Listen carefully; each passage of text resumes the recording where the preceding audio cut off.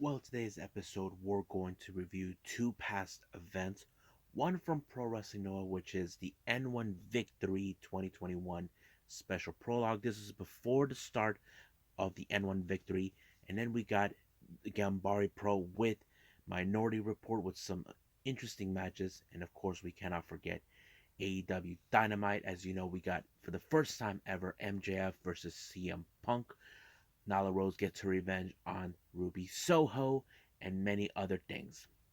And of course, we got some news updates regarding who has been released, what contract expires, what matches are coming up, who and what other things has been going on in the pro wrestling world.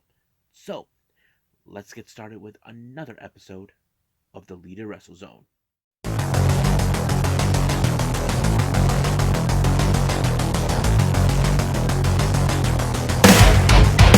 Are you ready? Get up, get up! Get up, get up! Get up, get up! Get up, get up! Get up, get up! Get up, get up!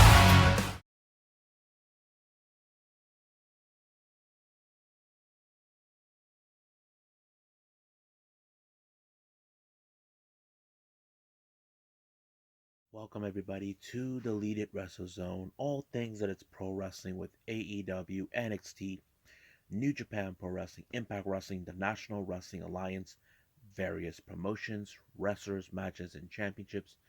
I am your host, Gerard here. So, let's begin with Pro Wrestling Noah with the N1 Victory 2021 special prologue that took place on the 6th of September, and of course in Shinjuku Face Arena, which is a very awesome venue to go to. As I've been watching, it's very small, but it's pretty effective.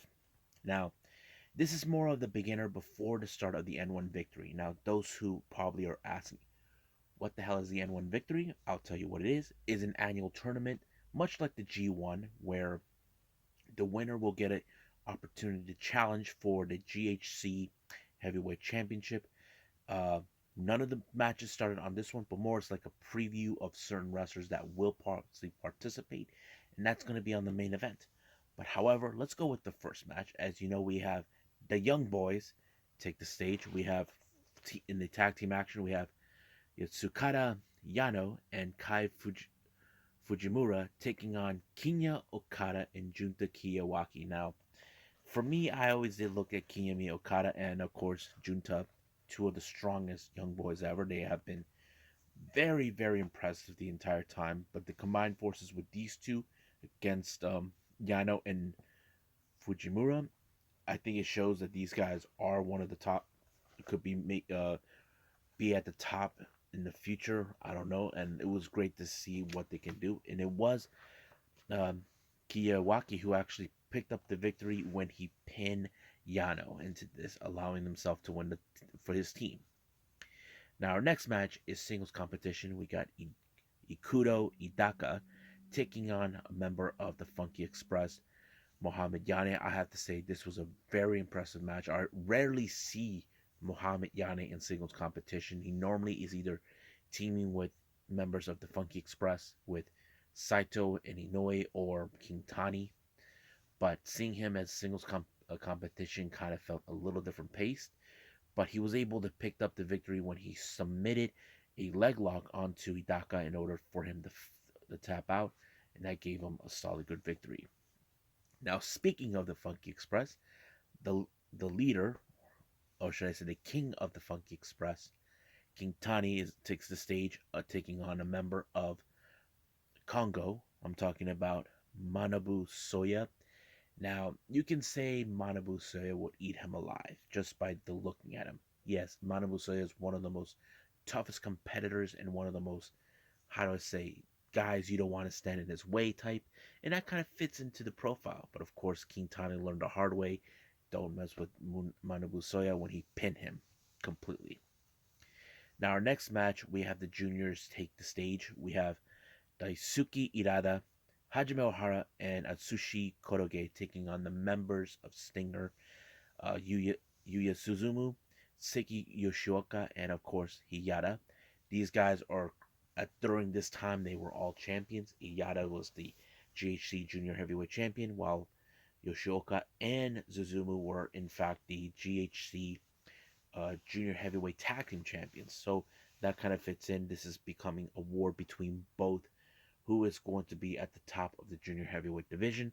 Stinger at the time was in the top of the food chain, but however, this is becoming a war who it will will reign supreme. And this time for this particular match, it became Stinger that took the stage and reigned supreme.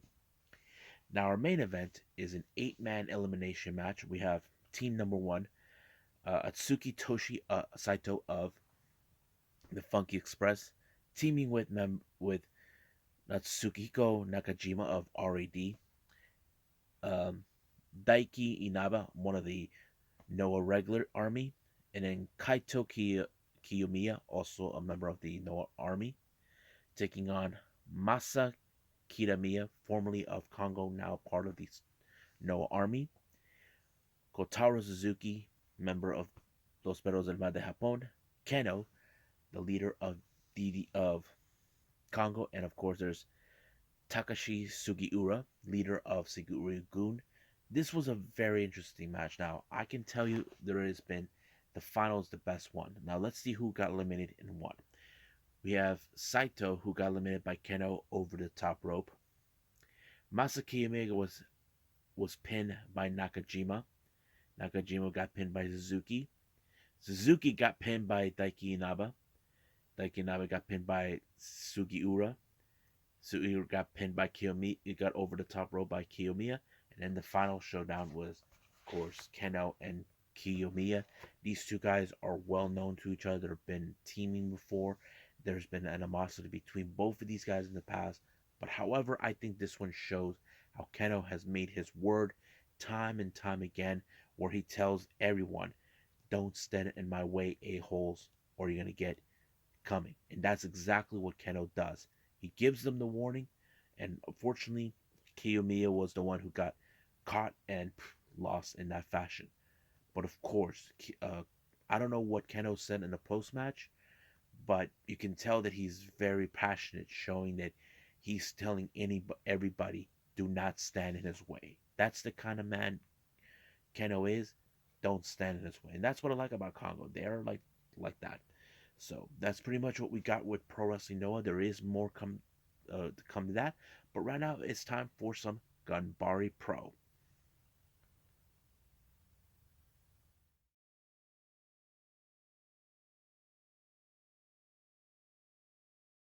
Okay, so we got Ganbare Pro with Minority Report. This is the first show they do at the start of 2022. It took place on January 8th, much recently, I'm cool with that, you know, but it was some interesting moments that took place in this particular night. So let's talk about it. Now, the first match we have intergender tag team match. We have team number one. We have Manaze and Yumehiro Imanari taking on the members of Choco Pro, Yuna Mizumori and Balinaki. I thought this match was pretty good. Now, practically in this particular match, I've always seen how I know Yuma and Bali had teamed up on certain occasions, even in Choco Pro. But however, um, Manaze and Imanari have teamed up on many occasions. If I witnessed many of the Gambari shows, but however, I think they're both good teams. But however, in this particular match, it just shows how good Yuna and Balian can be. It was in fact Balian that picked up the victory for his team when he pinned um, Imanari in order to win it for his team, and it was pretty good. I like it. Next up, we have the ladies taking action. We got Arukaze and Chun taking on Ayame Sazamura and Moika Aruhi. This was a very intense match between these two girls. As you know, Arukaze does have a judo background. It did help. Don't, as you know, she's 5 foot. Don't let the size fool you. But however, it was Haruki, Moika Harui, who picked up the victory when she pinned Arukaze. And I think that was a pretty good match. It was pretty good. I like it. Next up, we got six-man tag team match on this one. We got Tyson Mayaguchi taking on Romance Dawn, consistent of Shota and Soma Takoa, taking on Nobuhiro Shimatani, Shigehiro Iri, and of course, um, Shuichiro Katsumura. This was a very good match. Now, however, um, as you know, Romance Dawn has been making headways recently. As you know, uh, Soma Takoa was a member of Damnation, and so was what's his name, Shamitani. But however, that's in the past. I have to say it was pretty good. I think it was. I like the cohesive with Romance Dawn, and then of course Mayaguchi, who stepped up the plate trying to give them good hand. But however, it was Soma Takoa who picked up the good victory on this one when he pinned um, Shimatani in order to pick up a good victory for his team. Next match, we got Mizuki Wananaze taking on Kodosuke Ishii. I thought this match was pretty intense. You know, it was really good. I liked it. It was awesome. But however, it was Ishii who picked up a very good win in order to, and he also gained the respect of Mizuki, who knows he can be better at what he can do, but he will look up as Ishii as his mentor down the line. Now, our main event is six-man tag team action. We got Koiki Iwasaki, Shinichiro Tominaga, and of course the founder of Ganbare Pro, Ken Oka, taking on Kenya Maeda, the fifth Tiger Mask, and of course the brand new, the Spirit of Ganbare openweight champion, Tatsuhiro Takaiwa. I thought this match. Now, back in my mind, I was thinking if Ken Oka pinned um, Takaiwa, he could get an opportunity of the title. But no, it didn't happen. He actually was able to pin the fifth Tiger Mask in order to do that, and it was like that. But there's no doubt in my mind that that title will be somewhere down the line being defended, but we'll see when that day is. And I think the show was pretty good. I liked it. But right now, I believe it's time for us to move on to the next one, and it's the final one. We got AEW Dynamite.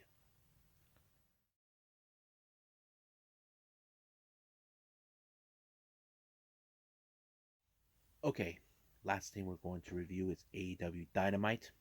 Opening match was John Moxley, but originally he was supposed to challenge Brian Kendrick. As you know, recently he was released by WWE, and this match was booked. However, he was pulled out of the match due to some past comments that he said. Not 100% sure what it was. If I find out, you guys will be the first to find out. It was kind of shocking, but Tony Khan did stated that he was going to find a suitable replacement, and he did. And this is someone that Moxley has faced in the past. And this one was, of course, none other than Wheeler Yuta, who's being accompanied by, of course, Orange Cassidy. But, of course, Danhausen show up, and, of course, the obvious question is he a member of the Best Friends? I don't know. But, why not? But the obvious question is, does that make him part of Chaos? I don't know. We may have to talk to Rocky about that. But anyway, Wheeler Yuta has faced Moxley before, but it was not a good sign for him. But I have to say, there were some good moments, and of course, Danhausen did try to do the curse on him, but no luck until finally Moxley put him away with I think it was the paradigm shift, and allowed him to self the winner. But however, despite having a good match, I think it's the post match we definitely need to talk about. For a while, we have been watching Brian Danielson somehow was looking over to John Moxley. We all assumed he's going to challenge him, but it appears that he had another thing in mind. He's saying, "Why not join forces, fight together?" He even and that's like what? And I think there's more thing. He says that he views Wheeler Yuta, who fits in the same mold as them, that he finds pathetic that he has to be mentored by Orange Cassidy and Danhausen. Then he talked about Lee Moriarty, who is with Matt Sydal, and including Daniel Garcia. So he's trying to form a faction that is fit him into the same mold as both and Hien and of course Moxley. That kind of fits in. I think that's a lot of think. I mean, it does look like all these guys that was mentioned, they do fit that same mold. I don't know if we're gonna see like a somewhat version of what Catchpoint or the Foundation, that sort of thing. I don't know if that's what exactly we're expecting. I don't know if anybody thought about that. Because if you guys remember, Catchpoint was in that same predicament, and so is the foundation. But I don't know. It's kind of interesting. But Daniel Brian Danielson told him, think about it. Wow. Anyway, as you know, the most hated woman ever, Brandy Rose, comes out, try to give out a promo. Once again, Dan Lambert tries to call her out, call her what a phony and fraud she is, all this and that. And then Brandy Rose decided to say, you may have been 5-time gym champion, but he's according that one of his guys lost to Jake Paul, Amanda Nunez, and of course, Brandy gave him a slap in the face. And here comes Paige Van Zant to start a fight. So basically, it kind of goes. We're now seeing the build up with Paige Van Zant to face Brandy Rhodes. I know we've been seeing her getting involved during the time with the Inner Circle, but this time we do see it. Now, Matt Hardy of the Andrade Hardy family office has now declared that Isaiah Cassidy is going to challenge Sammy Guevara to the TNT title. And of course, Andrade says that he's still trying to figure out more about, what's his name? About Darby, about what's his deal. I think that's the kind of thing that tells us he, it's like Andrade thinks he knows him, but in reality, he doesn't. Now, our next match, we have the Kings of the Black Throne, of the House of Black, Brody King and Malachi Black taking on Death Triangle Pac and Penta, along with Alex Bergantes. We all assumed that Pac was blind, but he played a very good ruse. I think it was like showing him, I'm not blind anymore, so basically he's getting his justice due. I think the match was pretty good, but however, it was Malachi Black that got away with it by spitting the black mist onto Penta. But the real question is, how long will Penta be out? That sort of thing. That we can definitely see.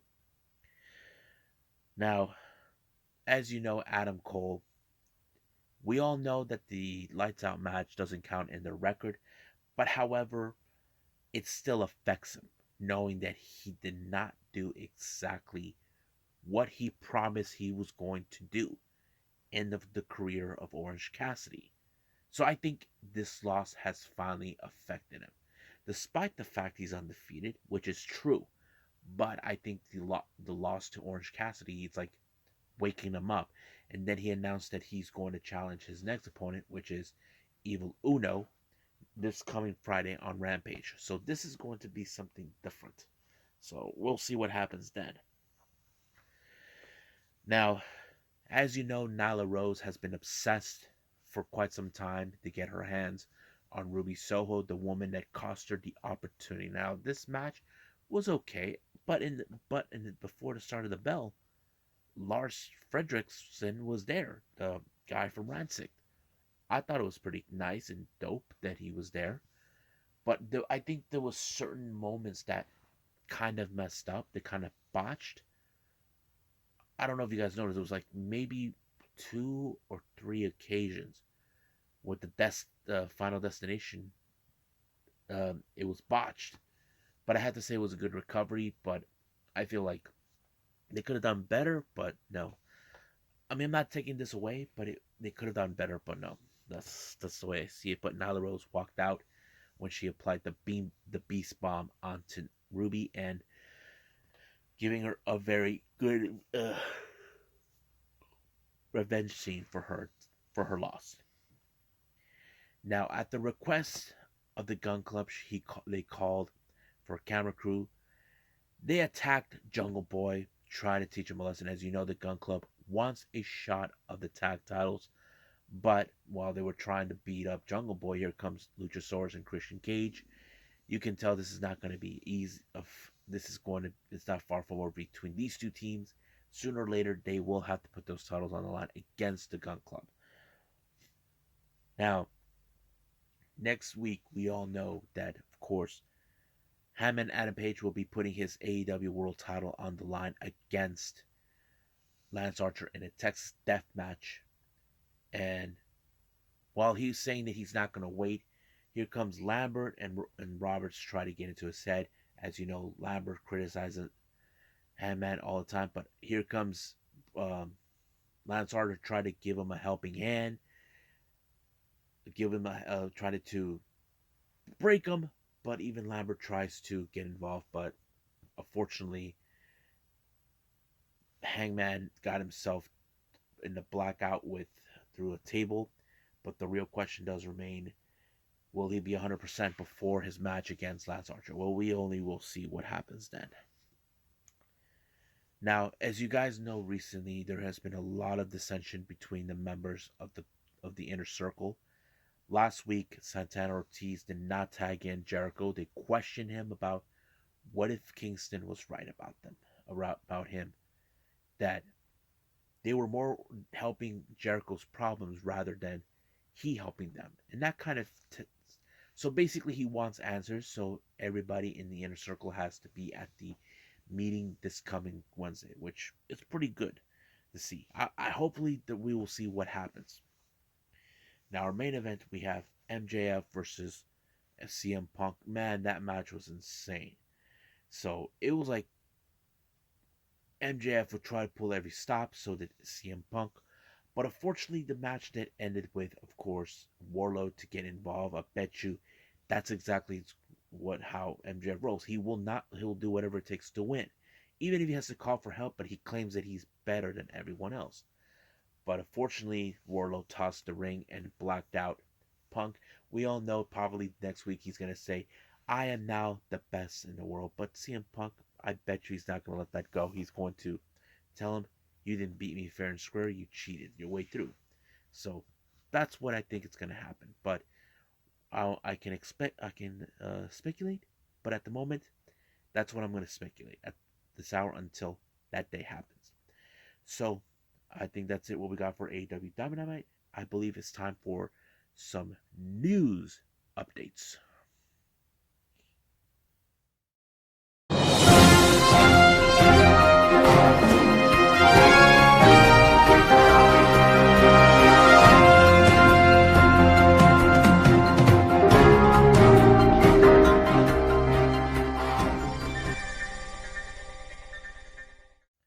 Okay, so here are some news updates for everyone.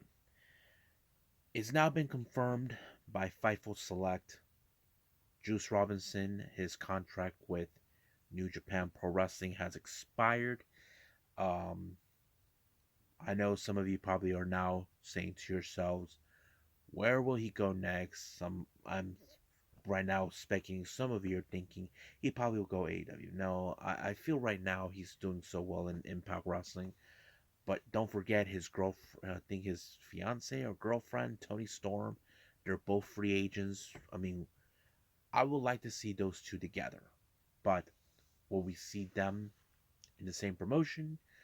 Who knows? I know that people would speculate Toni Storm to be in AEW.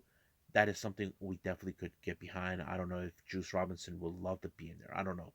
We'll see about that when that day is announced, and hopefully it's been revealed. Now, for all you GCW fans, if you guys know this or not, it's been announced by GCW that they're going to be streaming their shows onto Wrestle Universe in Japan this coming Friday on the What's today? What? Hold on. Which is this Friday? Oh yeah, on the 5th of November. That's when they'll be streaming this Friday in Japan time. Uh, I'm really excited to see this. I never expected this from them, but we probably expect is a good thing for them. But I don't know how it would be good for you guys to see them on Wrestle Universe. Um, we'll see where they're gonna go with that. Now, as you guys know, Warrior Wrestling 19 has been announced for the 12th of February.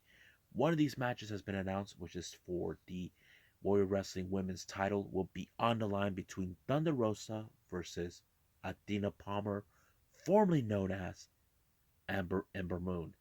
I'm happy that this is going to take place. This is going to be a good match. I can't wait to see this.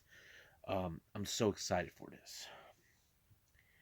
Now, our next coming, Chase Owens, has been, as you guys may or may not have been, we were told that his contract with New Japan was supposed to expire on the 31st of January, but all of a sudden he just announced today on his social media that he is now re-signed with the company. So we're going to see him more often in New Japan Pro Wrestling. It's exciting. I can't wait to see what else. I know many people are saying when he's going to win his first New Japan belt. Well, we'll see when that day comes. Now, our last thing we're going to talk about, this is coming from DDT. It's been announced that Masahiro Takanashi has tested positive for COVID, and he and Chris Brooks are now being asked to forfeit their match. He will not be around for this Sunday show, so this is going to be a very disappointing thing for Masa. I'm sure he was looking forward to it, but uh, safety has to come first. That's all that's important. So hopefully he recovers well, and hopefully we get to see him kick ass one last time. And no, not this weekend. We will not see any Choco Pro until maybe after that. But I think that's pretty much it right now. So let's call it a day. Well, I hope everybody enjoys this episode. Me reviewing some past events and, of course, the AEW and give you guys some news updates. So, coming up, we have, of course, Southern Underground Pro, which is one I never heard of. Their event is called True Believers. This one took place on the 24th of October. And then, of course, we have MLW. I'm assuming either a Aztec or something else. And then, of course, NXT UK. And we cannot forget Impact Wrestling. I'm excited for all of that. Before I go, I want to, how do I say, reassure people about the last one. The last episode, I mentioned I was going to do All Japan Pro Wrestling. Uh, Unfortunately, I was unable to do that due to the timing that's not perfect. That's why I replaced it with Ganbare Pro because my planning did not go exactly like I thought it would for this one. But hopefully everything will turn out. And I will be promising to do All Japan Pro Wrestling. I know I haven't done it for quite some time. There's still a lot of more wrestling to cover for everyone. Some past events. I'm barely catching up. I'm almost done with Gambari, Stardom. I'm almost there too. But I believe I'll eventually catch up with everything else. But right now, I believe it's time for me to see you guys on the next DWZ time. Same DWZ channel. I must bid all of you adieu. So, goodbye.